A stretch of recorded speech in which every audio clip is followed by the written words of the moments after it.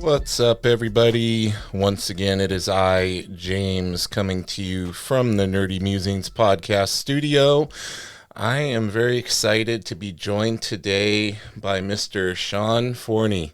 How you doing today, Sean? I'm doing pretty good. Yourself? Awesome. I'm doing good, man. Appreciate you coming on here. I appreciate you having me. Thank you. Yeah, my pleasure. My buddy Justin Mason recommended you, so I knew if Justin was recommending you, I had to reach out and get you on here. I appreciate that. Yeah, Justin's a good dude. Known him for about 10 years or so now. And Yeah, yeah, really, super really good good dude. dude. Yeah. Have you, so you've pretty much known him since right around the time he broke in then, or Probably even a about little bit before. a little bit before, I want to say 2, 3 years, something like that. We got a mutual buddy, Jay Lyston, and Oh, yeah. he went to, Awesome inker. yes, he went to a couple of cons and helped Jay out. And so that's when I initially met him. And he was, at the time putting together his portfolio samples, all that kind of stuff. And like you could see at that point, like he just, he had it Oh, going for yeah. him. And we the three of us all went to New York Comic Con together, 2016, I think it was. We hung out all weekend, had a good time and all that Yeah. stuff. And um we stayed in touch through social media and stuff. And then finally, this past October, we were at New York Comic Con together, and we were like in the same row, but we were probably like 10 Right. tables apart or something. So we got to catch up a little bit here and there as the That's awesome. show went on. So yeah, it's really cool.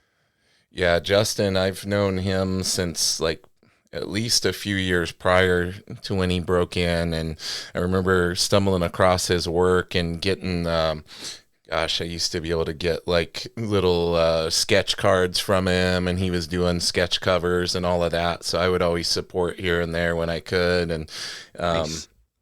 he was in that stage of a lot of discouragement and stuff back then, because just that process of getting so close to breaking in and not having it work out, and or family telling him he was wasting his time, and just all these struggles that a lot of artists go through. So him and I started messaging quite a bit, and I would always try to give him a little boost and be like, "No, man, keep going, keep going." And Yeah. I'm so happy that he did. He's a phenomenal artist and a real good person. So it's always nice to see somebody like that succeed and break in and follow their dreams. And I know for him, like doing some sort of Spider-Man book was a big dream. So when he got on Spider-Man Punk or Spider-Punk, I couldn't have been more more excited for him. Yeah. It's really cool to see that journey happen, like, live right in front of you. Yeah. Now, what was your journey like in that regard? Did you face a lot of the same hurdles and in things that you find other artists, your other peers went through when they were getting into it? Oh yeah. I mean, there's always, the hurdles, the hoops to jump through, the, trying to convince everybody else around you, what you're trying to do. Yeah. Um, Thankfully my parents were really supportive on it. Well, don't get me wrong, it took some convincing at the time to be like, Yeah. okay, this is what I want to pursue, whatever. Other stuff along the way, and there's definitely those struggles starting out where it's like, okay, it's with doing a lot of this, the paycheck is not always great when you're starting. So but I mean, it's that way with any kind of job that you dive Oh, yeah. into. So yeah, those struggles were there, and just had to try to push through that, and a lot of it came down to meeting the right people at the right time, and making the right connections, that kind of thing. Yeah, that's a big part of it, isn't it? Isn't it that Yeah. community and the connections, and yeah, you really never know where those are going to take you, because there's so many of the artists that have been on here talk about that, and it's interesting to me that everybody's path to break in is somewhat different. It's funny if you ask like, "Oh, what's your tips for breaking in?" and they'll be like, "Well, my path was different. I just happened to meet this person and went here." So there's like definitely no one way to get into the comic art world. Yeah. It's always different for everybody, and each time I like get a different project or whatever it is, there's always something different to it that's changed up some way, shape, or form. So it's even after doing it for a while, it's still always a kind of a mystery as to like what's the Yeah. right way to go about this.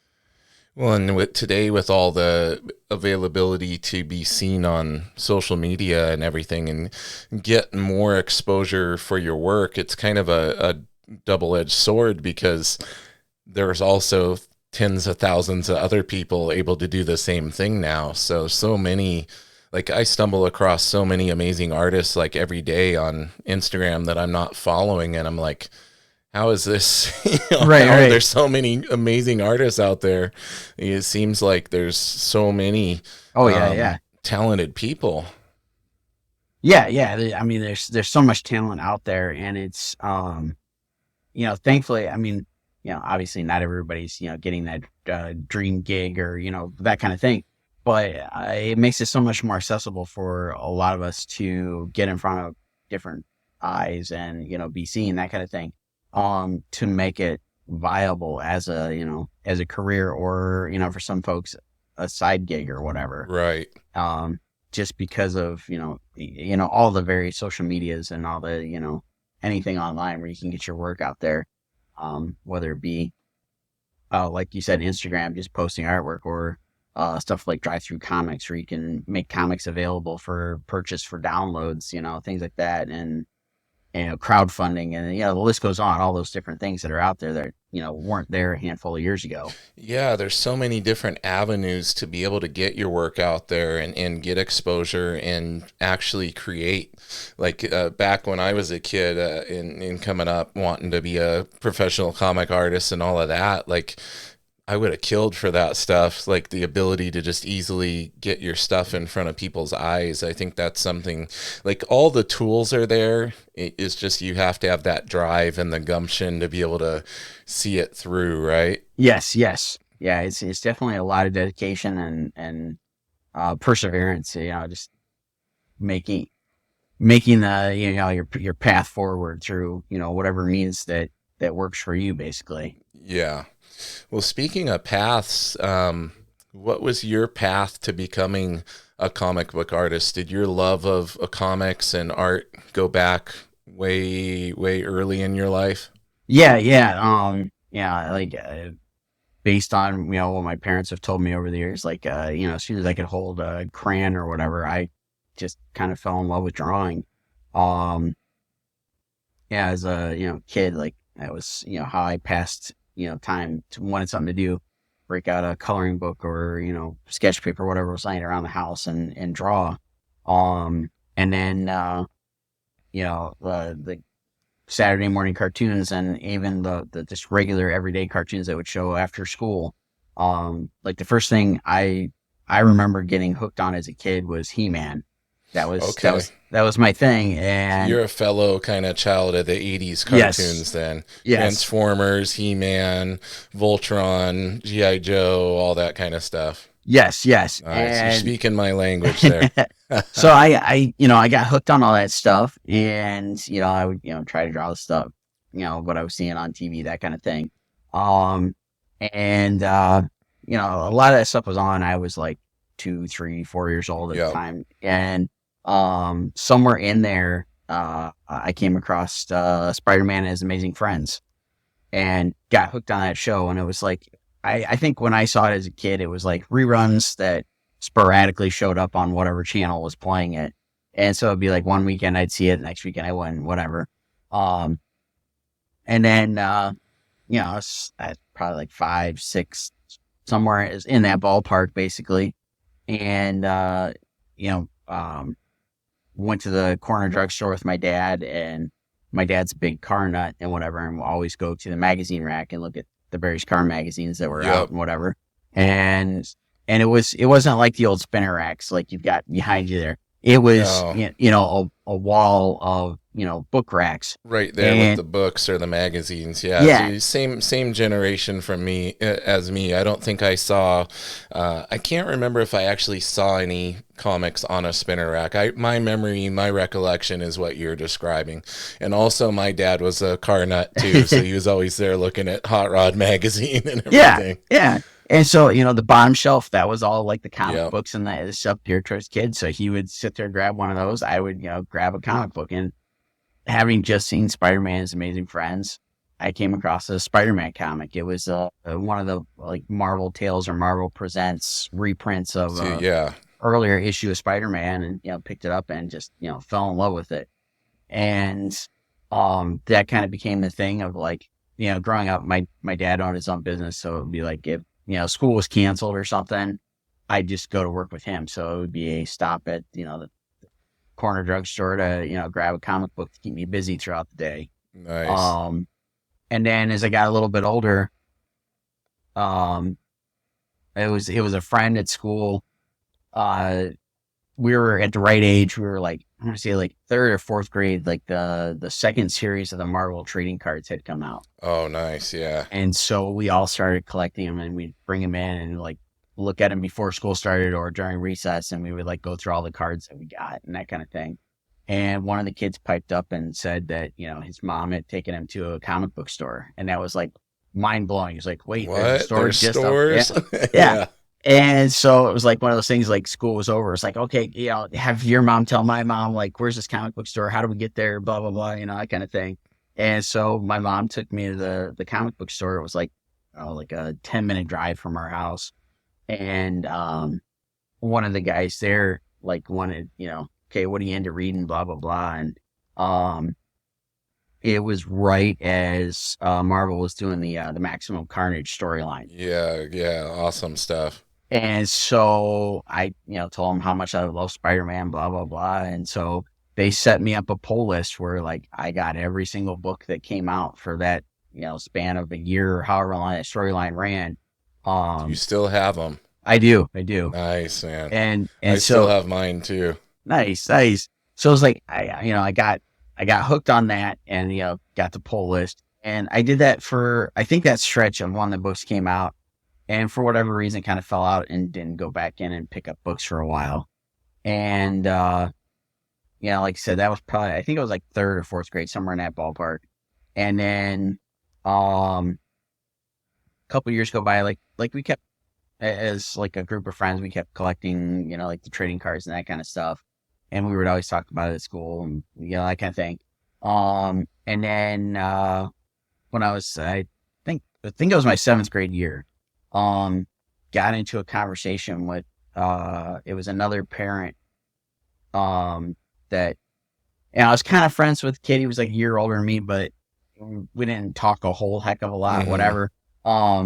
But something came up. We started talking about comics and whatever, and his mom had said something about Wizard Magazine doing this contest or something at the time. Here we go. Got the And Wizard Venom shirt on right now. nice.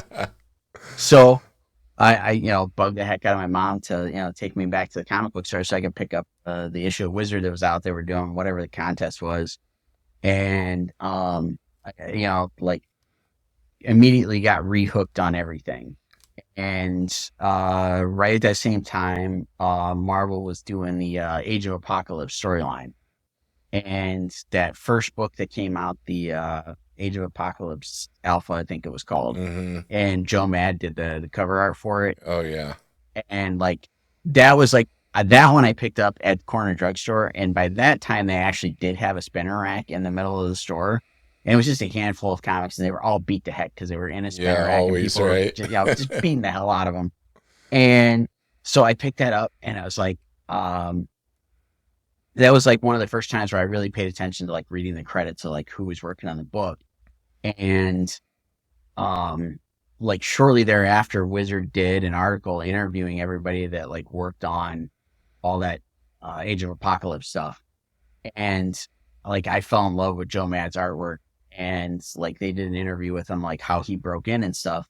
And I just remember reading the parts where it was like, he started as an intern, he was 16 and Yeah. he started drawing comics. I was like, oh, that's only a couple of years older than I am right now. Like, how do I do this? I'm like in my head, like being a kid and reading comics, like the only thing I ever saw of, a comic book artist, let's say, was when Stan Lee would do the introductions on the Marvel cartoons. Like Yeah. that was Yeah. my only idea of what somebody that worked in comics looked like was, oh, it's just a bunch of old guys that have been doing this since comic books started. Like I had no clue.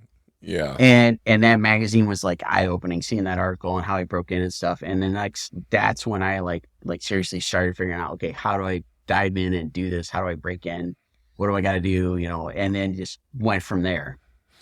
So I have to ask, were you hooked on those Brute and Babe drawing tutorials that Bart Sears did in Wizard?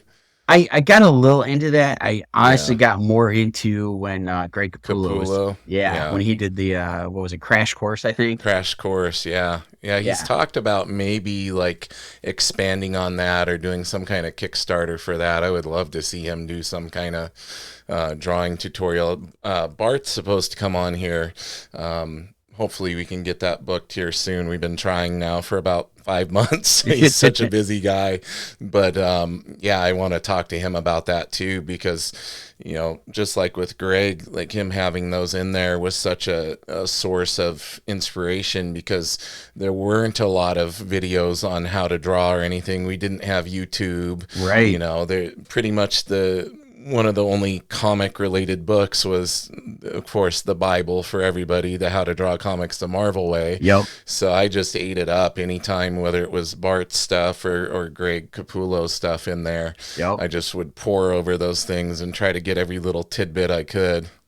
Yeah, I did the same thing, and it's like, I don't know. I think Greg did that for what, a year or maybe 2 years or something, Yeah, I and think so. then they started like basically having like a guest come in, and like each issue had a different artist And teaching that was something. really cool too. Yeah, Yeah, like picking a subject and then they would kind of give some tips on it. yeah, and I did the same thing. I just like sit there and like, okay, how do I do this thing that they're showing in this tutorial basically. And yeah, I dove into all that stuff, and like, just wanted to learn as much as I possibly could with all that. And it was a great resource at the time. Really was, yeah. Yeah. Those were different times. It was Yes. cool. Yeah. It's funny you mentioned Joe Mad. You're the second guest in a row to mention Joe Mad's influence. I had Vikin Marion on here recently. His episode we recorded the other day, and he was hugely influenced by Joe Mad. So, and I have a ton of love for Joe Mad. We were talking about Battle Chasers and Yep. just how epic that was when that was Yes. coming out. Like, even though we were having to wait, for the issues to come out and everything else. Yeah. Yeah. I was totally hooked on that. I ate up everything that they put out, and he did that Kickstarter a handful of years ago, whatever it was now. And yeah, Yeah. I did the Kickstarter so I could get the art book that came with it. And they just, what was that, last year? They just did that 3 issues to finish up the story arc after all Yeah. these years. And yeah, it was a huge influence on like even still today stuff that I do, like that it just like it's in my DNA at this point. Yeah, for sure. Yeah, Viken was talking about how just that influenced him, and also his love. He had a huge love of like anime and everything. So he was seeing like how Joe Mad was pulling from anime and doing that, and kind of, showed him that he could expand his style and make things super dynamic and everything and exciting. So that's a big takeaway, I think, from Joe Mad's work, is that anime Yeah. influence. Yeah. So during this time, you're seeing this stuff, you're doing these tutorials. Did you ever explore like some figure drawing classes or your basic drawing classes in school? Because I know I did, but I was always kind of, you got to do the boring stuff, right? So you got to do the still lives and all of that. And, Right. we're wanting to work on comics, so it can kind of be a little frustrating. Yeah, and so for me it was like super frustrating because yeah, I did want to do that stuff so bad, and I grew up in a really small town. Like that kind of stuff did not exist. And my 7th and 8th grade years, junior high, we didn't even have art class. Okay. It was one of those things where the funding wasn't there, so like we had computer class Monday through Thursday, and because we had to meet some sort of state guideline or whatever, Mhm. Friday was art class, and it was basically the computer teacher. Like the one assignment that still sticks out in my head was like she literally had like coloring book pages of flowers that she went and photocopied and handed everybody a stack of colored pencils and blending stumps. It was like, here you go, here's how you use them, and Do art. for the next 40 minutes this is what you're doing. Oh, man. And it was just so discouraging. Yeah. And in high school, I I got lucky. I had a really good art teacher in high school, and she came from a background like she wasn't into teaching. She just kind of fell into it because, like myself, went to school, got a fine art degree, and it's like, okay, what do you do with that for a real job? Hmm. And she decided to pick up the job teaching, and she's still doing it. And we're friends on Facebook, so I Oh, see that's cool. the stuff that she still does. She's definitely uh, over the last few years done a lot more with her personal art and doing that kind of thing. Yeah.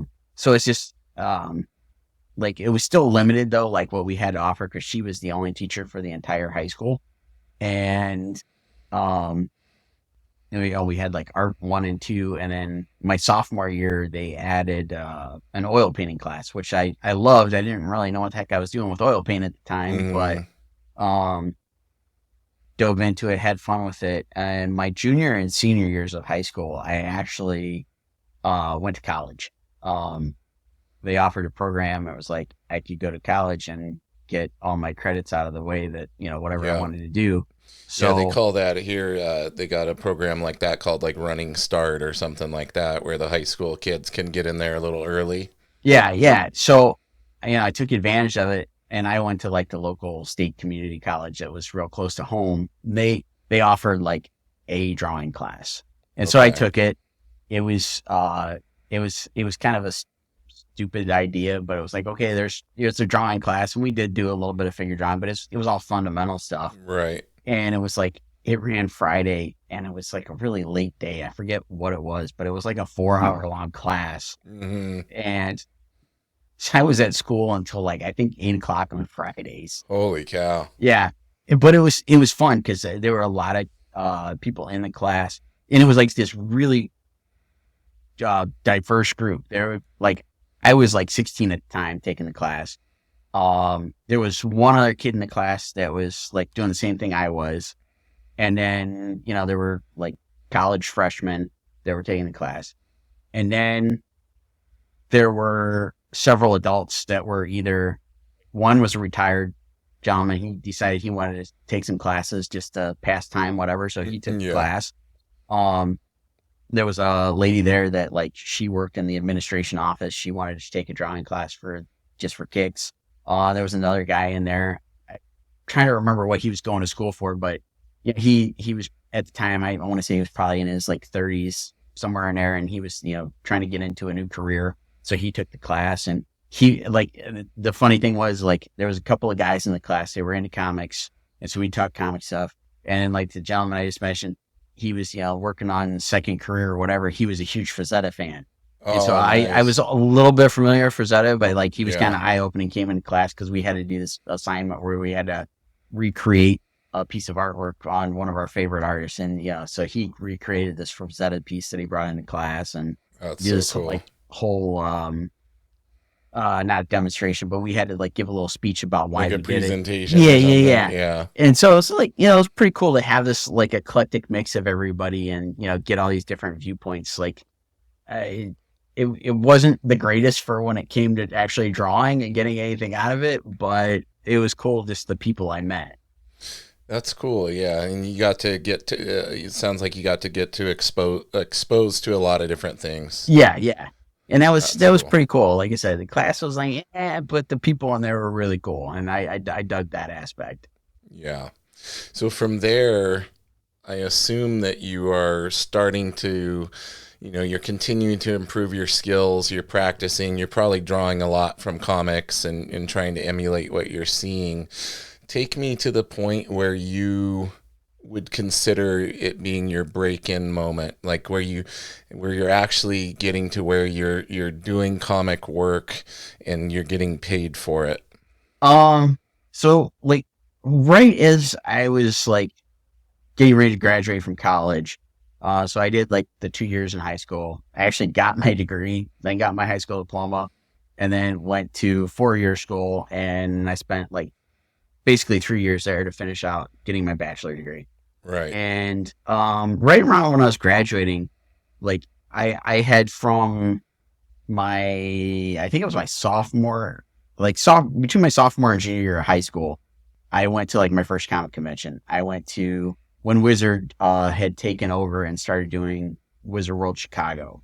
Yep. I went to that over summer and I put together a portfolio and took that with me, got feedback. I had already been sending out samples to publishers, but after a lot of begging and pleading and whatnot, I convinced my parents to, I could go to Chicago, go to the convention. And I did that like 2 summers in a row. And, tried to figure out what I could, do to get better, blah, blah, blah, all this kind of stuff. And then through doing that, I found out there was a convention in Michigan, which is only about an hour and a half from where I lived. Okay. And Motor City Comic Con. And they did it twice a year at the time. And again, did a bunch of begging and pleading my parents, like, hey, can we go there for the weekend? And I, buddy of mine that was interested in comics and stuff too, he went with me. So that was still as I was like getting ready to graduate high school. And then while I was in college, I didn't go to the convention. I think like my first year or so at school. And then as I was getting ready to graduate, tried to work on a portfolio, that kind of thing. Went to the convention, did the portfolio thing again, whatever, and got to meet people and like start to build some of those connections a little bit because I'd seen them over the couple of years. Starting to recognize you a little bit. Yeah. So, and then at some point in there, my wife and I, we were dating at the time, and we now currently live outside of Columbus, Ohio. They used to do a show called Mid-Ohio Con, and I'd always wanted to go to it. And it seemed like it was too much to drive to Columbus area from where I live. And so they always did it Thanksgiving weekend. It was always the Friday, Saturday, Sunday after Thanksgiving. Okay. So when we were dating, we were like, okay, she's like, come down and, stay with us for Thanksgiving weekend. We'll go to the convention over the weekend. And so we did. And again, I got to know people. Like by that time I had joined, digital webbing, which is okay. Love digital webbing. So that's where I first met Ryan Otley and Ryan Stegman and all of those guys was through digital webbing. Yes, same. And so I got to know those faces, and I had made a couple other connections I knew would be at the con. And so I went and chatted with them, and I went to a panel that was like, a breaking in comics panel. Got some really cool advice, and I kind of put all that to use. So I did that in November, and then the next spring went back to Motor City and took the portfolio. And actually this would have been 2003, I think, if I remember correctly. Went in the spring and chatted with a couple of smaller publishers, and they're at the show. It was like they offered me work. And so nice. like basically just getting out of school, it would have been like right before I graduated, here's some stuff to work on. Cool. I've got some projects that I can do, build that portfolio, that kind of thing. And that following, if I remember right, that following spring, we signed up and did our first show where we actually sat and had a table at Motor City Comic Con. So it would have been spring of 2004, I think. And by that time I had done a couple of small projects, and one of the small publishers I had done some stuff for asked me to come up with a story for an anthology. And I called up my, again, we were dating at the time. We lived like 2 hours apart. I called up my wife and I'm like, hey, I got this opportunity to do something for this anthology. And we came up, like an hour phone call, came up with this whole story where we created our character Scarlet Huntress.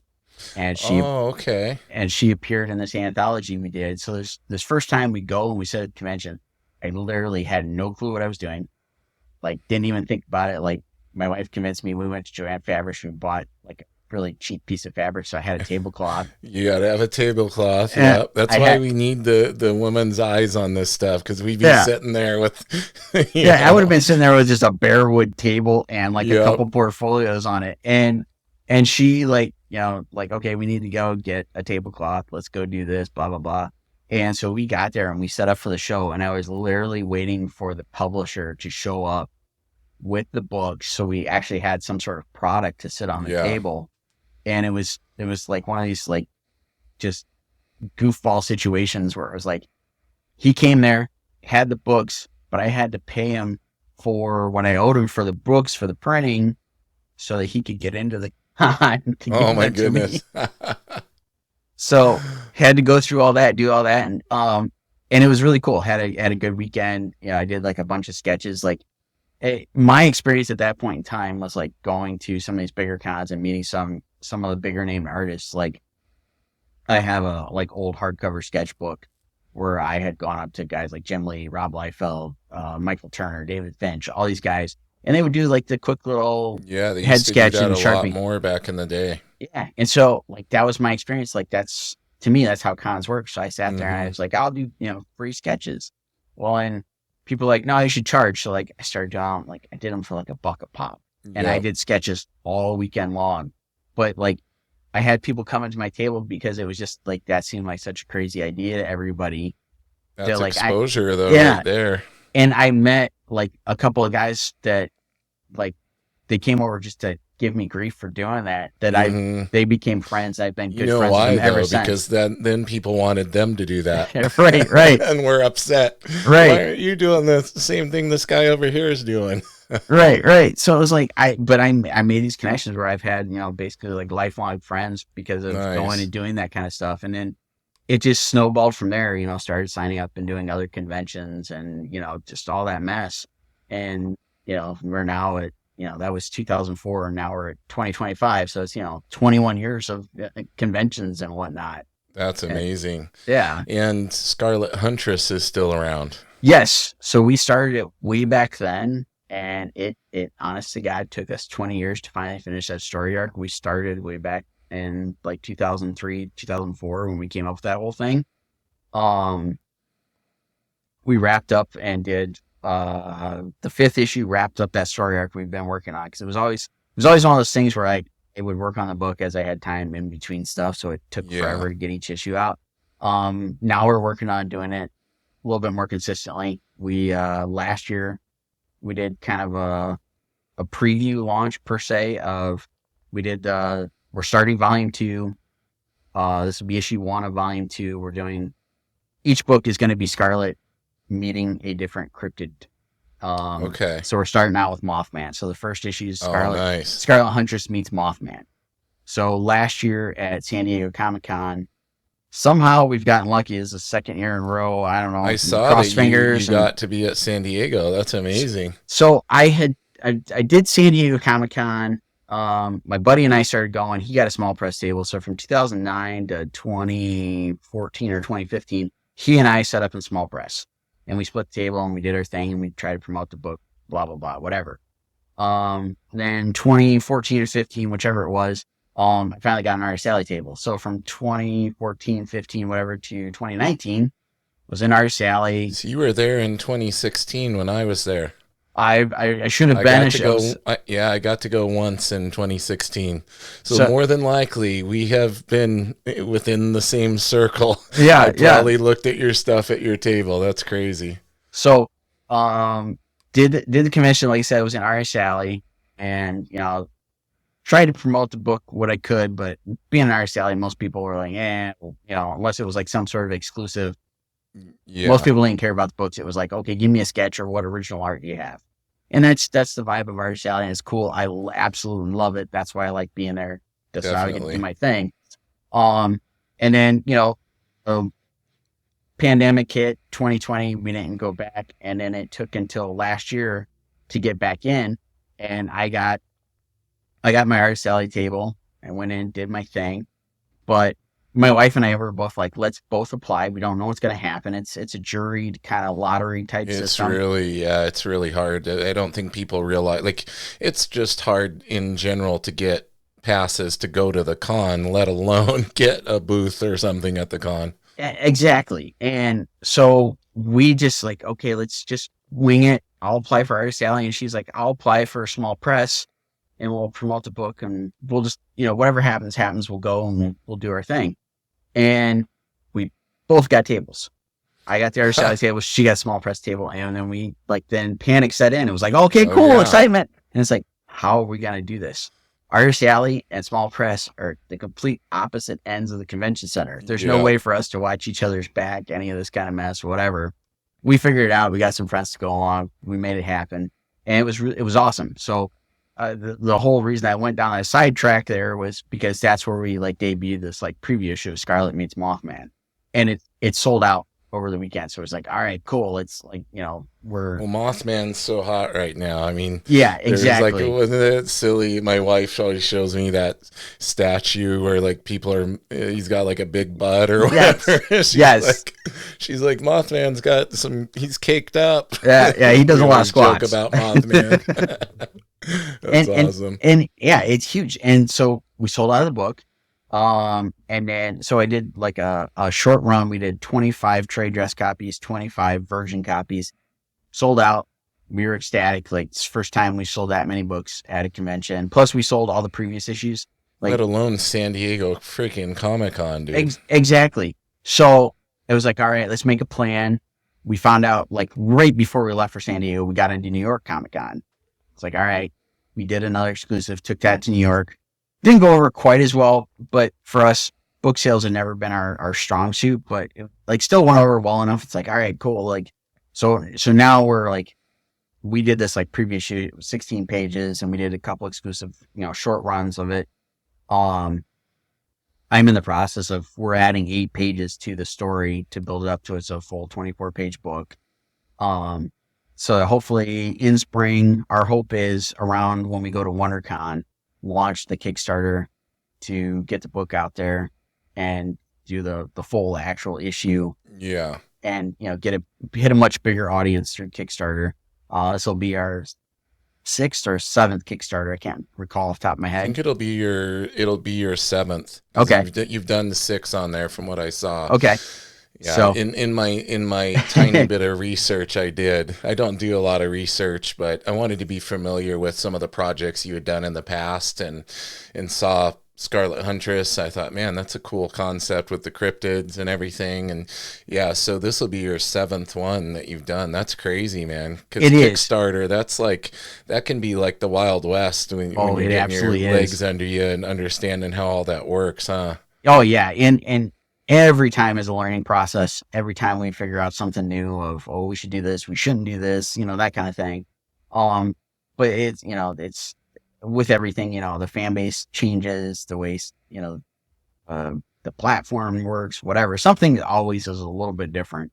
So Yeah. we're trying to gear up to get ready for that. Like I said, I'm working on finishing up those last few pages so we can launch this thing. Um, and then I sat here and I've got one of those things that I can load the text in and it reads it to me. So I Yeah. was working. My wife had finished up the script for issue 2, so I listened to that while I worked a little bit today, so I can get an Awesome. idea of like what we're doing for the next issue. So it's like Well, hopefully like oh no, no, go ahead. we'll launch the Kickstarter for issue 1 of volume 2 in spring. Hopefully have that ready to have the full issue by the time we go back to San Diego, and then launch a preview of issue 2, which I'll put it out there. We're gonna do Scarlet meets the Wendigo. Nice. So we're gonna have fun with each one of these issues with some sort of different cryptid in there, and That's unique. Yeah, I like that. I kind of in my head was playing up the idea like the old Abbott and Costello meets Wolfman, Abbott and Costello meets Yeah. Frankenstein, that kind of thing. Play up that kind of idea, and like we're just having fun with it, and the cryptid thing for the last couple of years has been really big. Like Mothman's huge. Like that's like Yeah. anywhere we go, like that's like, oh my god, Mothman, But even more of it, it's like it's just kind of taken off in the last few years. So it's like we're gonna, kind of lean into that a little bit harder than we've done in the past. So Smart. yeah, I was just gonna say like how cool it is that going way back to when you guys were still dating, you started sharing in this creative journey together. That has to be special. Like I know how important having that support from your significant other is, and the fact that you're now, continuing to do this together. That has to be really neat. it is, and it's like anything. It's always got its ups and downs, whatever. Yep. And like I said, for the longest time, doing the book was always kind of like almost an afterthought, I guess is the best way to put it. It's like I would do it in between stuff when I'd have time, and it'd always be spread out so long. It'd be like 2-3 years between each time we did a book, and a lot of that was because of like when we first started this, there was no crowdfunding. Yeah. And I believe 2012 was the first Kickstarter we did, and we did the third issue, I think it was. And it was like, okay, let's, do like the first two issues in black and white because color printing, it's still expensive, but even going back Back a few, then, it was back even more then it was a so. lot more. Yeah. Yeah. And so we found out about the whole Kickstarter thing. A couple of friends of ours, they worked in film and they were trying to put together their own indie horror movie. And so they did Kickstarter and some other things to raise funds to do this. And it was like, I like just as they were doing it, I started seeing a couple of comic creators jump on there and start doing comics and things like that. And I'm like, okay, how do we do this? So like I picked their brains and tried to do a bunch of research. And so we launched and we did the first Kickstarter. No clue what we were doing. And it was Mm, just like skin of our teeth that, I'd funded and we were able to, yeah. do the book and it had all sorts of disaster written all over it when we did it. But the one thing I was like, all my friends would come and tell me, is like, I really love how you did the video because I conned two of my friends that were into doing the film stuff. And when I was like, help me shoot the Kickstarter video, I have no idea what Yeah. I'm doing. And so like my one buddy that did it, he does lighting professionally for movies, commercials, all that jazz. And so like this thing looks beautiful. Like I don't know if it's still out there where you can watch that first one, but I'm gonna have to look for it. I'm it gonna have to it look. it looks amazing. He did an excellent job with it. I look like an idiot trying to go through and talk, but the video served its purpose. And Yeah. um, we again each time we learned something new when we did the Kickstarters. I was like, oh man, I don't know if I want to do that again. And then it's like, all right, got an idea. Let's dive in and try to do this, and let's be a little bit more successful than last time. And thankfully, each time we have done um a little bit better, both in like the number of people that want to support the project, as well as the like basically the dollar amount that we hit. And Right. it's seeing that growth is always kind of like that little bit of a nudge of like, okay, let's do the next one, and hopefully we'll do a little bit better. And that's allowed us to make the books a little bit quicker. It's still a year or so in between each story, but trying to narrow that gap a little bit more so that we Yeah. can get the book out there, hopefully get more people to see it and Well, it see where it sounds like you've goes. shifted your focus a little bit more. Like you said, you were doing it in between things, but now you're kind of putting a little more towards it, making that your main thing, and then probably doing some things on the side on top of that. Yes, yes. It's definitely become a little bit more focused. And, I like I said earlier on, it's a lot of this is like come about because of people I've met and stuff. And I'm super fortunate that it's been a little over 10 years ago now. I started working with Murat Michaels on a lot of his Oh stuff. yeah, And like seeing all the stuff he's done with doing the crowdfunding stuff has just been like that kind of nudge of like, okay, tell me a little bit of how you're doing this because I want to make this a little more successful than it is. And also like not only with him and I having a good friendship, a close working relationship and all that stuff where we can push each other's kind of ideas of like, okay, how are you doing this, what can I do, that kind of thing. But I've also been very fortunate over the last couple of years. I worked with Coffin Comics with the Lady Death stuff and seeing how they do their crowdfunding stuff. that's great. And so it's like, and I could like just keep rattling off friends and stuff that have done this over the last few years that have been very successful at it. And it's like, I can learn quite a bit from what they're doing. So that it's like, okay, how can we make this a little bit more of our maybe not main focus, but definitely focus on a lot more to where we can do this and be successful with it, and get that exposure out there, get more and more eyes on it than we've ever been able to do in the past. Yeah. Yeah, from my understanding from other creators I've talked to that do a lot of crowdfunding, they said like there's a big learning curve. They learn the same thing as you. They learn something new every time. And even when they have successfully funded all their previous projects with each one, there's always that sense of trepidation like the down to the wire. Oh man, is it gonna get fully funded? I know my buddy Will Robson, he on his last Kickstarter, it got like so close and then it like stalled for a little bit. I'm like, man, that has to be It, stressful. It ended it, up, getting more than funded, but it was like every time right down to the wire. yeah, it is so stressful. It's like you're trying not to focus on it while you're running it, but you gotta, put out like the Facebook post and, all that jazz to get people to see it.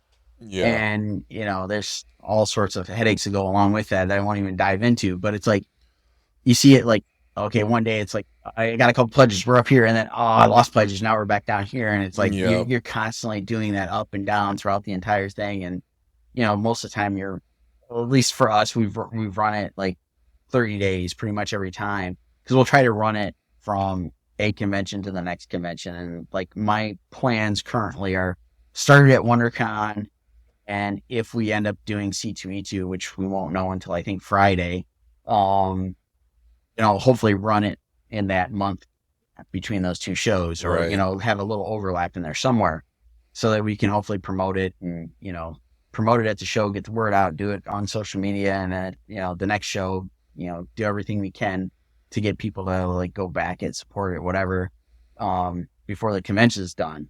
And it's just that, the chaos of, trying to do that on top of everything else, and then hoping it's like, okay, is it going to fund? Is it, we're going to be successful enough Yeah. to do all the stuff we want to do with it. And it's a It's, challenge. it's a challenge. Yeah. Well, going back to chatting a little bit about what you said about Marat, like he's been so successful with the Winnie the Pooh themed stuff, and it's just so unique and amazing. And it made me think of one of your most recent Instagram posts. You're working on a Spawn Pooh, Yes. Pooh for all the listeners. Don't take it there. It's turning out great, man. Thank That's you. like challenging, like, taking a character and then making it have the elements of another character on top of that. Yeah. Like I said, I was very fortunate to meet Marat. Like it's been a little over 10 years that we've known each other, just through happenstance at San Diego Comic Con that long ago, when I was trying to drop off my portfolio. Um, and then, he brought me on board when he started doing, Do You Poo. Um, I can't help but giggle. yeah. I'm Oh not a yeah. I mean, child. that's the whole idea It's such a behind it. clever play on words. And it's taken off more so than I think he ever imagined. I mean, we've talked about it a Yeah. number of times. Like we did a big panel at a convention last year. So this year, 2025, is 10 years of Do You Poo. So it's the anniversary. I know he's got some stuff planned. Not sure exactly what all yet, Right, but right. there'll be some stuff. Yeah, I'm gonna have to try to reach out to him. I've been trying to get Fraga on here, and Marat's been on my list. Like, I have Fraga's dog tags here from his Extreme Studio. This is one of my prized possession. That's an original Extreme Studios dog tag that Nice, Fraga gave me back when we were both relatively like kids in our early nice, 20s. nice. Yeah. Yeah, So that's so cool. You made that connection and you've maintained it, yeah, and and like he you kind of say, brought you into the fold. So you were talking about the panel and everything that you guys yeah. got to be on. So we did this big panel. It was there were 7, 8 of us, something like that, that have all worked on some aspect of Do You Poo, or something Poo related, over the last 10 years. And yeah, he talked about like this will be the 10-year anniversary. We're gonna do some stuff, blah blah blah, that kind of thing. But it's just like I've worked like it started out like I came in and helped out on coloring like a handful of pages, for whatever, to meet the deadline to print to go to the convention he was taking it to. And like just from then on, it was like it just grew just exponentially. Like um I think I didn't work on the very first cover that he did for that first con, because it was a homage to Dark Knight Returns. So it was just a Hmm. silhouette of Pooh and the Yep. lightning strike.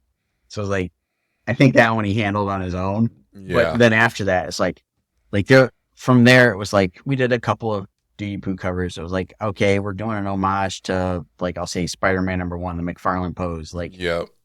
thanks. All these like little webs aren't going to kill me. Oh, we'll get that done. But from there, it just grew. It's like everybody like started getting into it, like retailers and all this kind of stuff, and it just it snowballed, and it went from doing like a handful of covers to there'd be times where we would do close to, I want to say, like 10 covers a week because different Wow. retailers wanted them, or Marat was doing a show and he wanted to take this to that show, or whatever. Um, and then all the other books that came out of after it. There was like I worked on, it was a Punisher, it was Pooh Punisher. I did the interior colors on that, a handful of covers here and there. Um, there was a Tigum verse where it was like Tigum and all the various versions of Venom, and then right around then the pandemic hit, Yeah. and all the big publishers like, okay, everybody pencils down, we aren't going to print, nobody's open, we're not doing anything. Well, that meant all these retailers didn't have anything to sell for Yep. however many months that lasted. So we started cranking out, and everybody started doing like the Facebook Live sales and all this kind of stuff. Everybody's trying to sell online, Help the shops and too. Yeah. and so all these shops reached out, or Marat reached out to them, like, okay, we can get you some products. So we went just gangbusters on doing Pooh covers and Hardly Thin and so on and so forth, so that everybody had this stuff to sell. And um, it's like that feeling of like, hey, cool, we're helping out all these folks that are trying to do this stuff, and they want to keep their stuff afloat. We want to stay afloat, all that. Um, and then Marat was like, hey, let's do another book. It's gonna be, I'm trying to remember the full title. It's like All Out Pooh Crisis of Infinite Poohs or something like that. I can't remember the full title. It's just a really long thing. But so like all the other issues, like he drew it, or Dietrich did some interiors, or somebody else, like somebody was like drawing all the interiors, on like I color either parts of it or I colored the whole book, whatever. And so this one, he's like, you can do all of it. He's like, I'm going to send you the script. Like, here's when we need to have it done. We're going to go do like a little store signing thing, blah, blah, blah. And so it was like, I got to dabble and like come up with like all these different versions of Pooh. It was like, there was a Thanos, Darkseid, Oh man, that's so Spawn, cool. like Boba Fett, Mandalorian. Like you rattle off all these different characters, they show up in the story somehow. And it was just craziness. And so I was like, cool. Like I ran with it, did the thing. And then we did a couple of store signings at Comics Elite and Clan McDonald Comics. And we had a fun weekend where we just got to hang out, go to the stores, do our thing, and did all like the Facebook Live sales and all that kind of jazz. And again, it was like that was the thing at the time, was like, it was helping comic shops stay open, and Exactly. all this kind of stuff. And it was cool to do that. And um then he was last year, maybe a little bit into the year before, he had another one. He's like, okay, he's like, I want you to do this one. He's like, um we we had somebody that kind of triggered a response to where we decided to do this other book. I'll just put it that way. And so he's like, he knew I was kind of pressed for time because of other stuff we were doing and other stuff I had going on and stuff. So he's like, I'll get somebody to come in and do like the layouts. He's like, you do finishes, you change it, make it whatever you want. And he's like, we're gonna do it. It ended up being Counterpoint Comics presents Pooverine and Tigum. So it was a team up of a Pooh, Wolverine, and Yeah. Tigger, Venom, and they take out some aggression on some bears, and Okay. we again just had fun with it. And it was like, Yeah. I got to go Sounds through like a lot of fun. and just like play up all this different stuff and just do like this funny little story, and Yeah. have a lot of fun with it. And same thing, it was like the book came out, it's like, okay, we're going doing another store signing, blah blah blah, whatever, like let's get this out there. And I was just fun stuff. And it's I don't know, a crazy 10 years of just like doing all this stuff. It was kind of, I think, for him at least, it always sounded like it kind of sounded like a start of a joke. Let's just see where it goes. And Yeah. it's just exploded. And Just took off. Yeah. and he said this thing in the last couple of years. It's like, because everybody wants to give you grief because you're doing some sort of Pooh variation on whatever, anything from, Mm, doing an homage to a classic comic to, like, in the last couple of years, like the big things have become like rap albums and like movie posters and stuff. That's like really taken off, at least in what I've seen over the last couple of years. And it's like he said to a lot of folks, like, yeah, if you haven't seen that one that's gonna get you yet, it's coming. There's gonna be that exactly. one image that's gonna grab you, and you're like, damn it, I gotta break down and buy this now. That's And how they get you. yeah, exactly. So it's just been like a fun, crazy adventure of like doing this stuff. And like it's sitting in front of me right now. I've got a cover I'm working on for a retailer that's like, again, something that I never would have pictured I'd be like working on. Like, okay, Yeah. this is a different theme for me, but I'm having fun with it, and they're digging it. So I'm hoping fans will love it and go after it. That's great. So is that what takes up the majority of your time? Are you working on a lot of those projects when you're not working on Scarlet Huntress? It sounds like you got a pretty steady flow of work with that Yes, going yeah, on for pretty much most of your quote unquote free time when you're not working on your own project. yeah, yeah. Thankfully, again, like over the last few years, a lot of the folks I've met keep me pretty busy. Murat's probably the biggest like a supporter, I guess I'd say, of like he sends me all sorts of stuff to work on. Um, at least over the last couple of years. That's my dog knocking on my You're all door. good. You're all good. We um, love pets on here. It's all good. nice.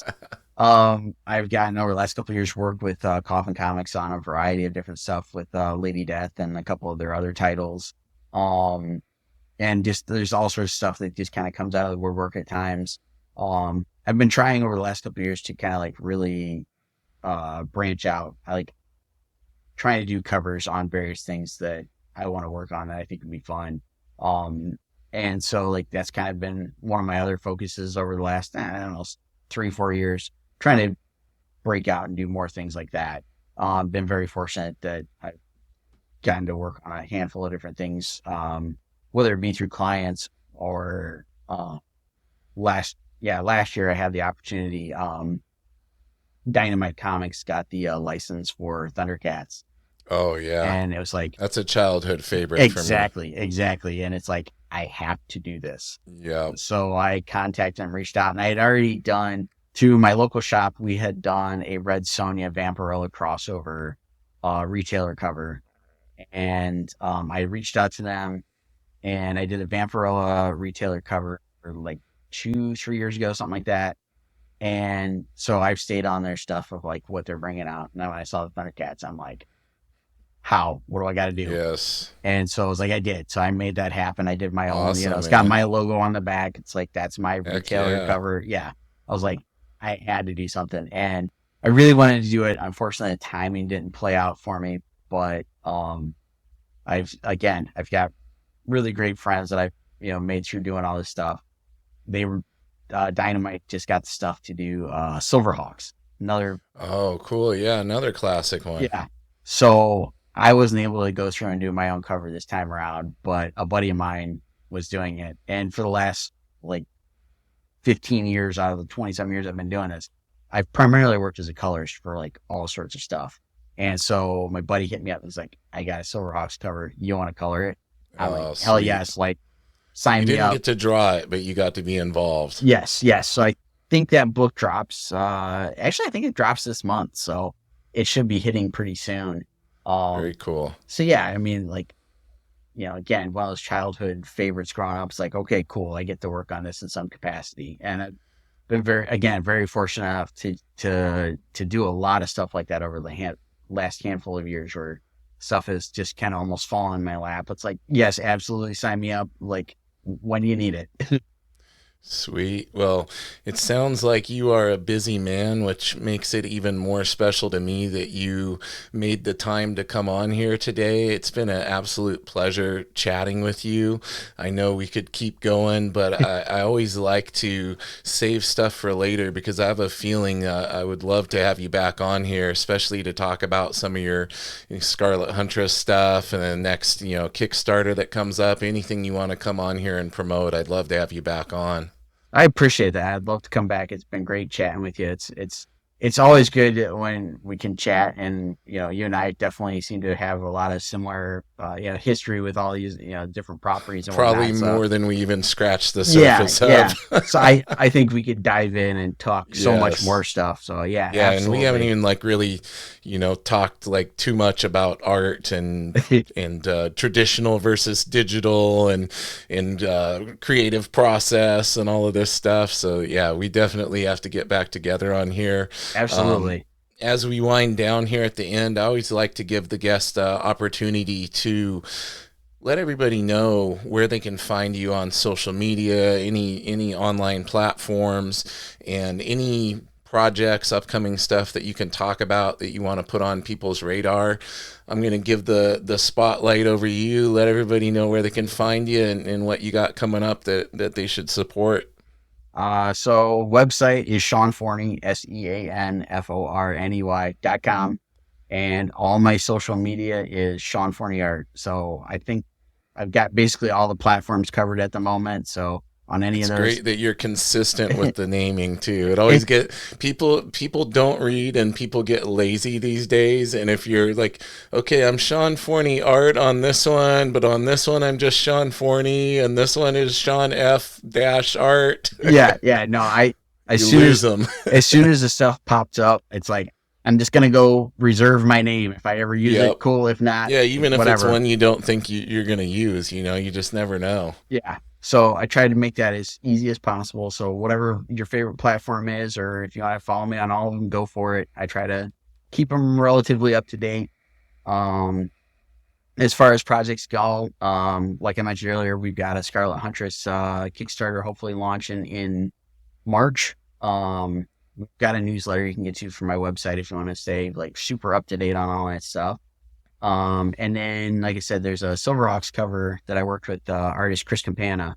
That should be coming out really soon. It's a retailer Oh, incentive. Chris, that did Parker's Reef and all of Yes, that. yes, Yeah, yeah, I've been in touch with him over the years too. Yeah, he's supposed to come on here too, so I'll be getting Chris on here. We can talk about you, say a bunch of good things about you. yeah. He like me. We're both big He-Man nerds and nerds for anything 80s. So Yeah, again, this Silverhawks thing came out. I was like, dude, sign me up. Like, let's make it happen. Um, and So I know those are coming out. Like I said, I know there's some Pooh stuff on the horizon. Like I said, I got one on the board here currently. sweet. And so far lined up on the convention schedule: WonderCon, San Diego Comic Con, and the MegaCon. I'll be at MegaCon in like 2.5 weeks, whatever that is, 3 weeks, something. Didn't you say you're waiting to hear on C2E2 or Uh, one of those? I will find out about C2E2 on Friday, supposedly, if they stick to their schedule, which in years past sometimes gets bumped by a week or two. Yeah. But fingers crossed that I'll be going back to that. And then when the applications drop, I will apply to do New York Comic Con and see what happens there. So keeping the con schedule kind of light just because of everything else going on in the Doesn't world. sound light to me. Hey, I there was times where I think we did like close to like 18 shows in a year, Yeah. and it's like I can't do that anymore. So 5, 6, I'm pretty good. 5 or 6 quality big ones and you're good Yes, to go. yes. Awesome, my friend. Well, thank you for hanging out with me for a little bit today. Hang out with me for a moment more while I give everybody my spiel here. Guys, if you're watching this, you are already on youtube.com/@nerdymusings. Greatly appreciated. If you enjoy the show, hit that subscribe button, give us a like, share it with a friend. Also, available on all major audio podcast platforms. Check us out. Give us a review if you're having fun. You like the guests that are on and everything. I know I enjoy myself every time and just really appreciate these opportunities. So, once again, Sean, thank you so much. Thank And you. everybody out there, keep it nerdy.